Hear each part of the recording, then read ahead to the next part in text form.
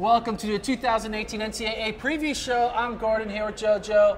Kevin is missing, but you can hear his voice because he's to our left, or your right, my left. I don't know what the words are. But anyway, let's talk about NCAAs. It's happening this week. It's happening. It's happening.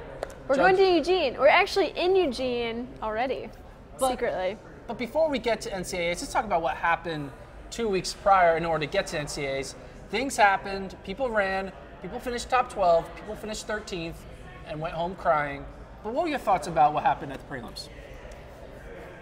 A lot of thoughts. My biggest takeaway, I was surprised that Weiser ran so fast in the 5K and 10K. You know, she's looking at doing that double twice in a span of 2 weeks, I guess 3 weeks. But it's not an easy amount of mileage to put on your legs. And she didn't have to go as all out as she did. I mean, she closed in like 67 and 65 for both of her races. Ran the fastest time in the country this year in the 5K and not that far off her best in the 10K. So that surprised me. That was my biggest takeaway, first of all. Typically, distance runners do not want to pull a full faith effort for a top 12 finish, but Carissa, she's a different animal. I think the biggest surprise is I felt like there was probably 4 outside of what Carissa done. Number one, I have to say Eli Hall, not even making it to the quarterfinals in the 200. He barely made it in the 100. Clearly something's up with him. I think he's dealing with an injury. He didn't run the 4x1. But Houston, they were counting on Eli Hall to be 10 points in the 200. Now he needs another 2 weeks to try to get healthy. He still has 100, but his teammate Ken Burrell's in that. But it definitely opens up the sprint events a lot and makes things interesting. Yeah. I mean, after indoors, it's like, okay, Eli's the man. Hall, He owns the 200. Michael Norman maybe is kicking himself a little bit right now. Norman could maybe pull off a double. But after Eli Hall, what do you think was another surprise? Another surprise in the women's 1500. And 1500 is always unpredictable. But Sinclair Johnson from Oklahoma State kicked down Elise Craney, Jessica Hull, 2 of the best 1500-meter runners in the country. I mean, Jessica Hull won the 3K indoors. Elise Craney's been runner-up a handful of times. Sinclair Johnson didn't even win the Big 12 title. I don't think she was even in the 1500. She got like 5th in the 800. So I think traditionally she's been an 800 girls, run like 204, and I guess they were like, hey, let's move up in distance, see what you can do. Similar to what Kayla Edwards did. She was an 800-meter runner at first. That's true. Beginning of her career. Now, later on, she wins a national title in the 15 or mile. I mean, when you beat Elise Craney and Jessica Hull, you're a national title contender. Could we see a national title come out of the Cowgirls? Oklahoma State's really good at winning the 1500 or the mile, both on the men's and women's side. You got Jeremy Fernandez, Chad Noel, Kayla Edwards. You keep on going. Anyway, also another surprise, I would say, who's not going to be there, but would still be there, but the Hammer collegiate record holder, Maggie Ewan, fouled on all 3 attempts. That's probably the biggest surprise, actually, of the whole prelims. How does that happen? Well, she competed in discus and shot put the first 2 days of competition, so it was the 3rd day of competition, 3rd event. But yeah, I don't know. You would think it's her bread and butter. Yeah. Maybe it's nerves. There's no quote from her or the coach on their website. I looked it up, but we're just going to pretend it didn't happen? Is that what we're going to do? Just pretend that... Well, we're talking about it, so it happened. It did happen. But, I mean, hey, maybe now she comes out with a vengeance and wins the discus and the shot put. That's possible. I mean, she's also the collegiate record holder in the discus. Yeah. So, but it's a bummer to see. She's someone she was a Bowerman finalist last year as a junior. No, she's not going to projected to be, another one again. So not going to happen this year because she cannot I don't think she has a shot to be in the Bowerman. Even though she wins the shot put and the discus, not making it as a collegiate record holder in the top 12 in your region, it's going to be hard for you to make it. That's kind of tough, yeah. And my last big surprise, I would say, is Michael Norman splitting 43.06. Second fastest 4x4 split all time in the world, just behind the one and only Michael Johnson. And the crazy thing about that split is he's going by a guy running like 44.10, 44.13. It makes it look like nothing. Like, that's fast. That's going to beat pretty much everyone else except Michael Norman. Dixon is the greatest runner to get kicked down in a race, in my opinion. To run 44 and get kicked down, Devin Dixon, you're great. Good luck in the 800. So now let's go to the next event. Oh, let's ask, what are we supposed to talk about, Kevin? Well, Gordon, next on tap, let's talk about the most wide open event at the NCAA championships. Jojo? My pick is the 1500. Part of which I already explained earlier, Sinclair Johnson kind of throwing a wrench in things, But even if, Elise Craney had won that heat, there's so many women who are capable of winning this race. If there's anything you learn from watching 1500s is that, well, on the women's side anyway, men's side, I think Josh Kerr has that one squared away. But on the women's side, it's so unpredictable. The past couple of years, the winner has just come out of nowhere with a great kick on the last lap. I mean, at the Bell Lap last year, Jamie Phelan from Michigan was in last place and just had the most energy and best position over the final lap to win the whole thing. I mean, this year, Eleanor Purrier, she's in the field. She's won a national title. Rhiannon Webb-Weimer, she won the national title back in 2015. Against Shelby Houlihan, who just ran 3:59. Yeah. So, I mean, these are two women who have gotten it done on the national stage before, but you just can never count out some, not random, but someone we don't really talk about. Nikki Hiltz is in the mix. She's dealing with an injury. What can she do? Nikki Hiltz, yeah, she came back from injury and she ran 3 seconds off her PR. It's going to be interesting. I think the way that would be pretty wild if she won. Yeah, the way it's going to be kind of wide open is there's only 2 returning All-Americans from the 1500 field from last year. And so someone's going to show up. And like you said last year, I mean, Jamie Phelan winning the 1500 and Carissa Nelson winning the indoor mile last year, both were surprises. Definitely. I think we're going to get 3 for 3 on surprises. Yeah, especially because there's no woman who's really established herself as way better than the field. There's ton no of female women. Josh Kerr. Everyone's run, but there's 12 people who have run between 4:10 and 4:13. So they're all kind of in that same fitness level. I would say on the men's side, the most wide open event has to now be the men's 200. At first, we thought it was give it to Eli Hall, the indoor collegiate record, American record holder. Give it to him, he's got it, but he doesn't even make it. And there's a lot of guys, no one else has broken 20 seconds, win legal in that field. You have a lot of, you got Kendall Williams, you got Nikili Tatiti. I said your name Divine wrong. Odudoru, Texas Tech, he's my pick to win. Andre Ewers, a bunch of guys, all who are running in the 20 lows. I personally think the person who you think could get 8th might win it, and the person you think will win it could get 8th. That's how I think that's going to do it now. My pick's Divine. Also, look out in that 200 for Jalen Bacon, who tied the world lead, 997 in the 100. I think he's holding a little bit back in that 200. He's got plenty to go off. Let's look at the opposite end of the spectrum. Which event is the surest thing at NCAA's? Gordon? Got to be the one and only, Sydney McLaughlin. I mean, she could. It's a good pick. She's literally more than 3 seconds ahead of everyone else in the field. She could stop on the home stretch, have a cup of coffee, and still win. I mean, that's basically what we saw at prelims. Yes, she fell on the second to last hurdle. She fell and would have probably won the Prefontaine 400-meter hurdles, because that was won in 55 seconds. That's how good she is. Sydney, barring something crazy, is going to win. Yeah. Give him 10 points. Yeah, it's a good pick. I'm going to go with Katura Orji for this one. She's won, I think maybe there's been 1 year so far that she hasn't won the triple jump at a national meet of her. This is her. Maybe her freshman year or something. Maybe her freshman year, indoors. But every other championship, she's won. So. That's a good one. I mean, yeah, Georgia and Kentucky already start off the bat with 10 points each, basically, with Sydney and Katura. So. If you had to pick a men's lock, who would it be? You both picked women's. Oh. I would say Josh Kerr in the 1500. Kerr, bigger favorite than Cerrone? Yeah, I'd say Cerrone's a bigger favorite. Yeah, I mean, Cerrone's good this year. He just got messed up last year at nationals all the time. So I think Cerrone's a bigger favorite. The reason why, even though Josh Kerr is clearly the best, I think 1500s can become sit and kick, and all of a sudden, Josh Kerr versus 5 other guys with 150 meters to go. Yes, he's the most talent, but crazy things happen. I feel like you're more prone for an upset in a 1500 than 800. Crazier things have happened to Michael Cerrone than Josh Kerr. True. Only crazy things seem to happen to Michael Cerrone. Even when he won last year, remember, indoors in the prelim. He almost didn't make it out of the first round in the prelim. I'm still going with my UTEP boy, Cerrone, so. Good pick. Okay, who looked better at the prelims than they have all season? Who's on the rise in general here? Oh, should I go first? Go first. Start sprinter, Florida State, Andre Ewers, the JUCO transfer, junior. Not that he had a bad season. He was running well. He got DQ'd indoors, and I believe in the 60 after being a top-ranked guy. He did well at the ACC championships, but he wasn't running anything spectacular time-wise. But then at prelims, he breaks 10 seconds, win legal. Great performance from him. Runs a very quick 200. I think he needed his first year in the Division I system as a in the indoor season to kind of get his feet wet, to understand, okay, this is the pressure, this is what I'm dealing with. Now that he's gone through multiple months of training at Florida State, I think Andre Urias has become an established top 3 threat. I'm going to go with Charlotte Taylor from San Francisco, the reigning 10K champion. We haven't really heard from her much this season. It's because she's only raced twice, basically just to get her qualifying marks for the prelims. She was ranked like 29th. She was ranked really low coming into the 10K.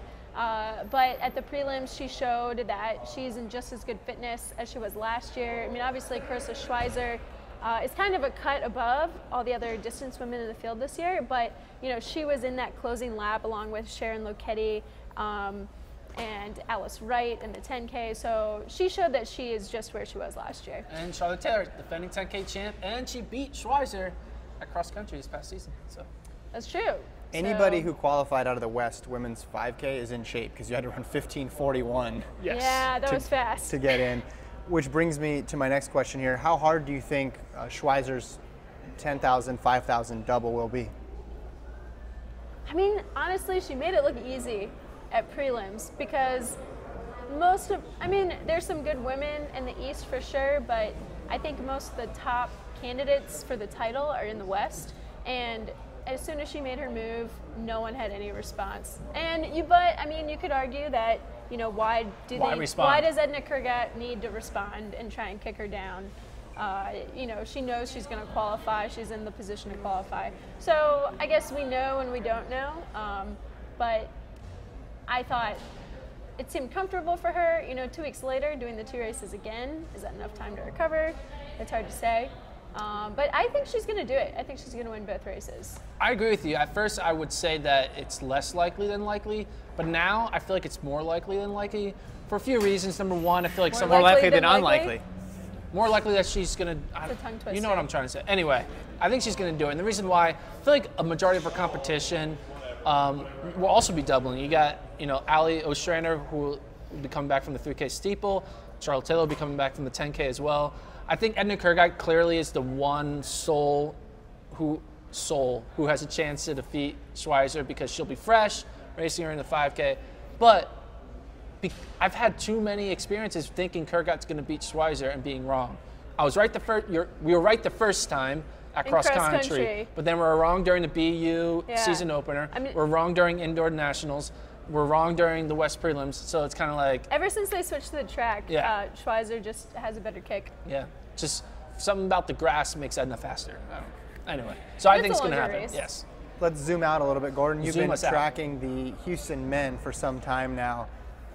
Where do you see their team chances heading into this meet?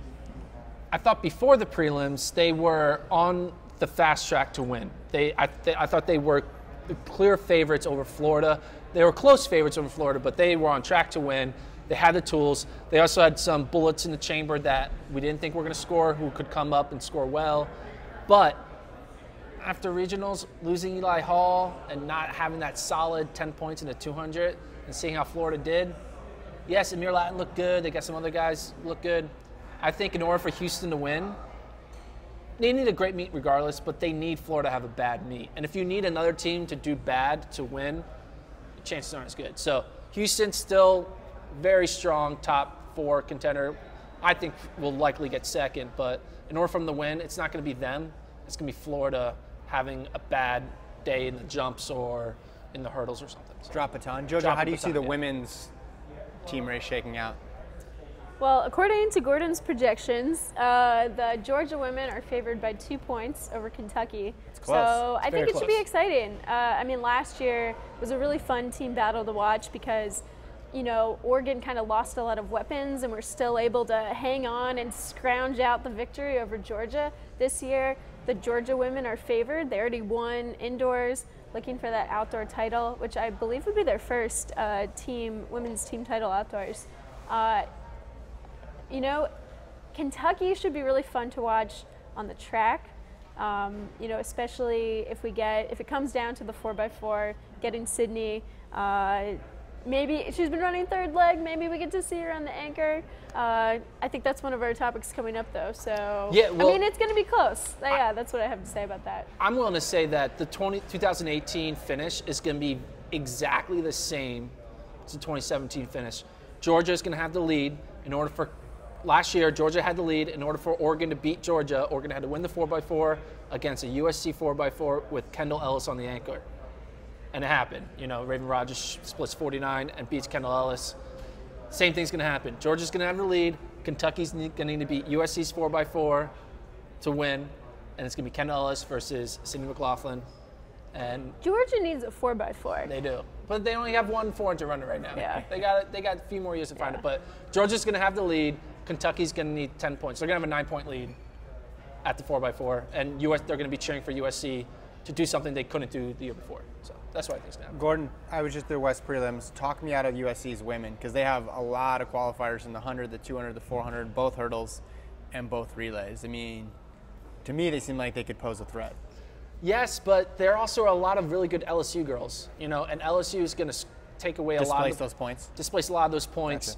And Kentucky's going to displace a lot of those points. So USC, the fact that all of them are in the same type of event area in 1, 2, hurdle 4, but so are the other top teams, whereas Kentucky has Katie Kunick in the steeple. They have Olivia Groover in the pole vault. Those type of people, and Georgia obviously has all the field events. The fact that LSU, USC, and Kentucky, they're going to wash all the points against each other in the sprints. And Georgia, though, it's not going to deal with it because they got the field events. And Kentucky has those steeplers and pole vaulters. Georgia's got the drop sisters, too. I feel like they're sneakily, like, you don't think about them, but they helped out during the indoor championship. All right, let's go to lightning round here real quick. Ooh. Yeah, I'm going to throw some topics at you. Or events here. Men's 400. What's going to happen? Jojo, you lead off. Michael Norman. No. I think he's going to pull it out. Nathan You Allen. saw that split? Yeah, it's a split. Yeah, that Splits means are they're splits. They're not open.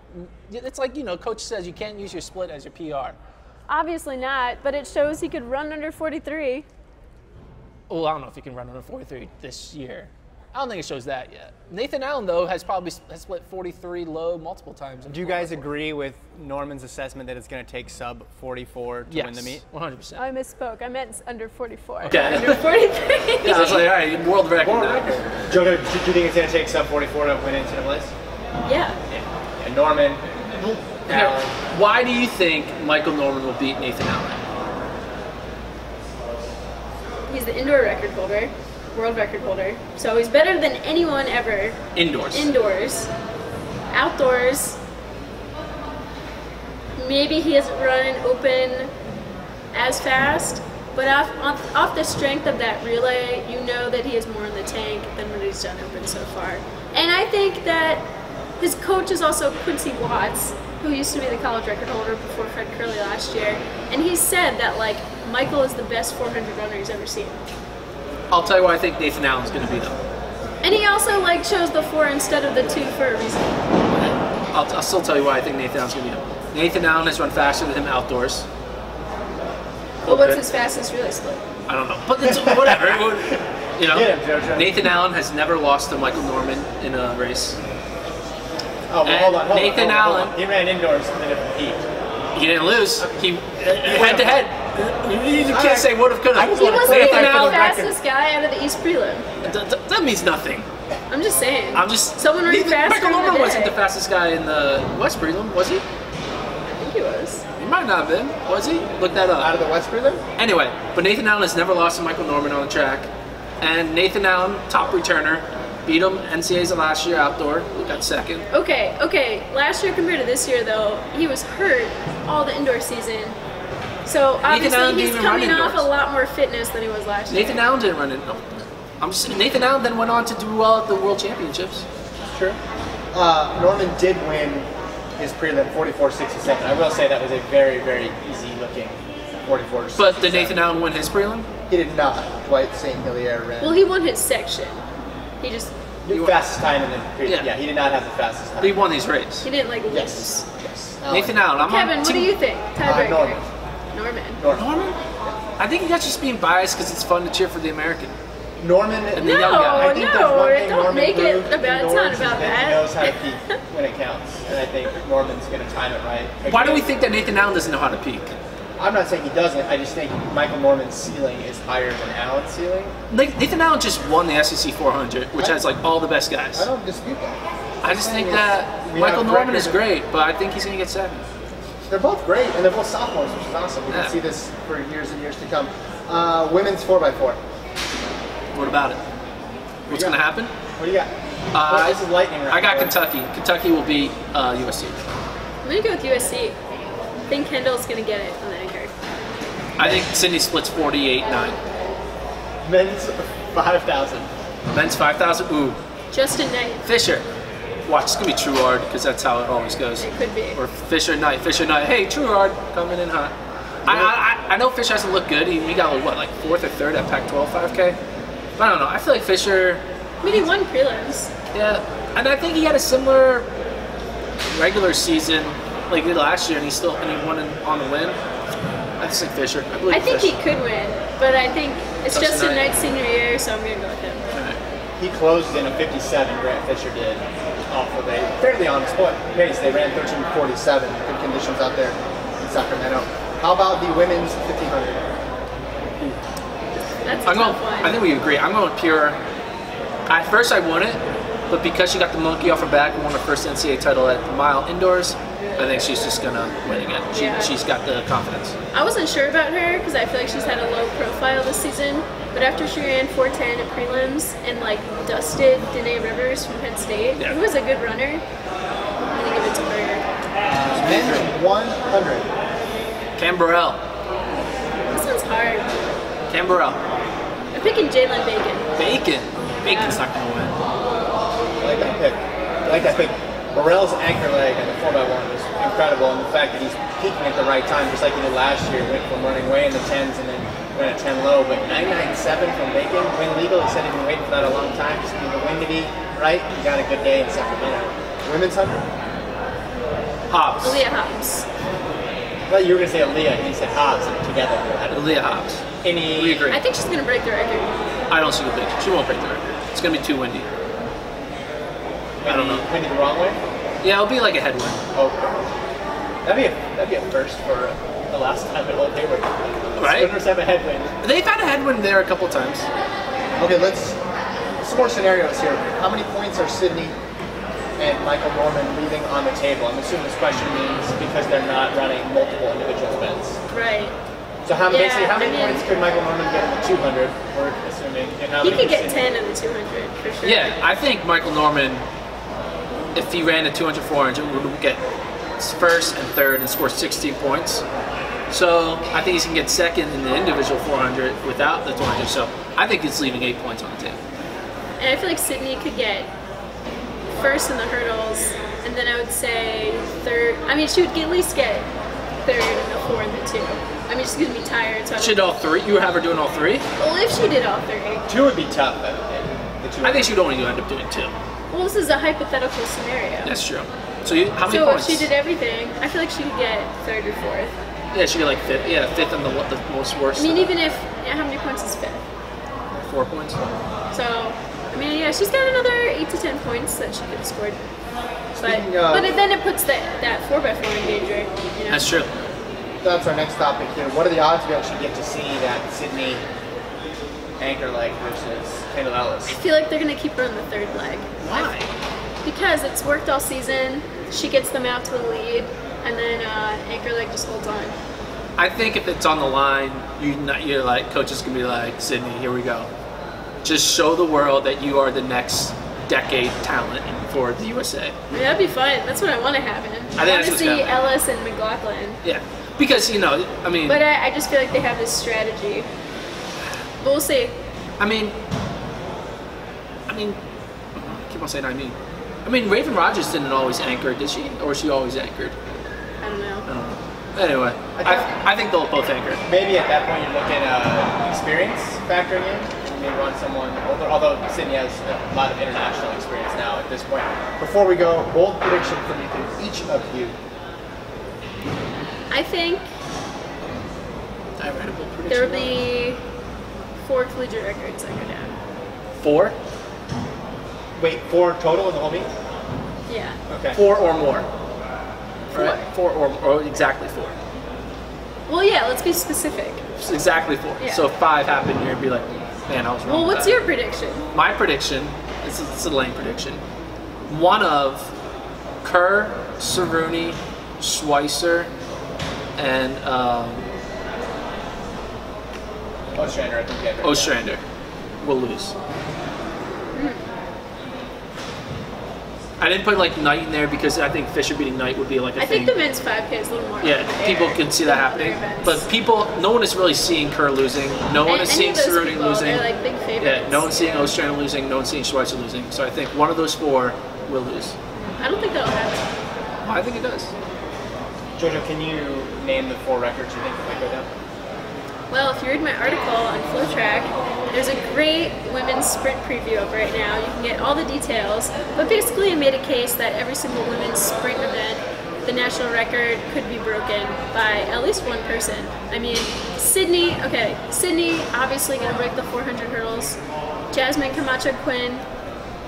I mean, that's a little more up in the air because it's a shorter race, so you want the weather with you. But I think that 100 hurdles, that's going down too. I think Aaliyah Hobbs in the 100, again, that's fast, but I think it could happen. And 200's hot. If the 200, but 2202 is also a lot faster than That's any of true. those girls have run. It's not 22. So I feel like that's Yeah. a little harder. But the 400, I could see Kendall getting. Because I think Lena Irby can run a lot faster than she's run. I think she could get close to like sub 50. So you're looking at like a crazy women's sprint I know, I just showdown. went all in. Went all in. But that 4x4, that could happen too. I don't think the 4x4 will happen because I don't think The depth some is of the there depth as is there. last year. I mean, it's mainly just Sydney and Ellis. I mean, USC ran the same time they did last year, indoors. So, theoretically, they should be at a That's- similar yeah, level sure. as they were last year outdoors. I mean, it's only 2 seconds faster. 3:27 versus like 24, 25. I don't know what the exact record is. Anyway, No, maybe it's a little faster. is that it, Kevin? That's it. Where That's can it. people check out? Yo, we're gonna More get information. we'll give you all the coverage. We'll be there giving you some interviews, post race, We're all gonna do 4 a days. podcast? Some podcasts. We'll have the archives of the finals with some commentary. That's gonna be fun. It's gonna be great. Join me. It's gonna be Eugene. And then that following weekend, Portland Track Festival. Looking at some of the hot entries. Center's gonna be in the race. Bowerman Track Club's gonna be there. It's gonna be a good It's meet. gonna be exciting. Watch it live and flow. So, tune in to track all weekend long. Woo.